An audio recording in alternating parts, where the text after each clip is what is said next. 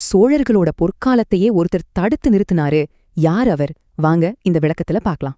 சோழர்களோட வளர்ச்சியை யாராலையும் தடுக்க முடியாதுன்னு நினைச்சாங்க. ஆனா ஒருத்தர் பெரிய தடையா நின்னாரு. அவர்தான் மேலை கங்க வம்சத்தைச் சேர்ந்த 2ஆம் பூதுகன். ஆட்சிக்கு வர்றதுக்கு அவர் போன பாதை ஒரே ரத்தக்களரிதான்.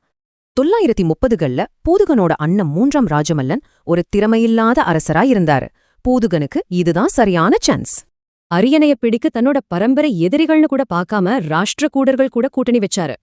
அவங்களோட ராணுவ உதவியோட சொந்த அண்ணனையே கொன்னுட்டு 938ல கங்கா அரியணையில உட்கார்ந்தாரு. ஆனா இது வெறும் ராணுவ ஒப்பந்தம் மட்டுமில்ல, ஒரு கல்யாணத்தினால இது ரொம்ப ஆழமான உறவா மாறுச்சு.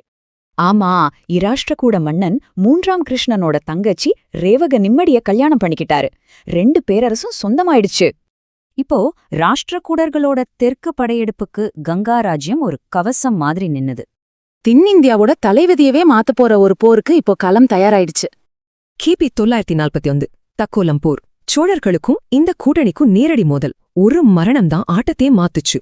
சோழ இளவரசனி ராஜாதித்தன் எப்படி செத்தாருன்னு 2 கதை இருக்கு. பூதுகன் அம்பு எய்தாரா இல்ல யானை மேல ஏறிக் கொன்னாரா? எப்படி செத்தாங்கிறது முக்கியம் இல்ல, சோழப்படை தோத்து ஓடிடுச்சு, அவங்களோட வடக்கு பகுதிகள் பறிபோச்சு. இந்த பெரிய வெற்றிக்காக ராஷ்டிரகூட மன்னர்கிட்ட இருந்து பூதுகனுக்கு ஒரு பெரிய பரிசே கிடைச்சது.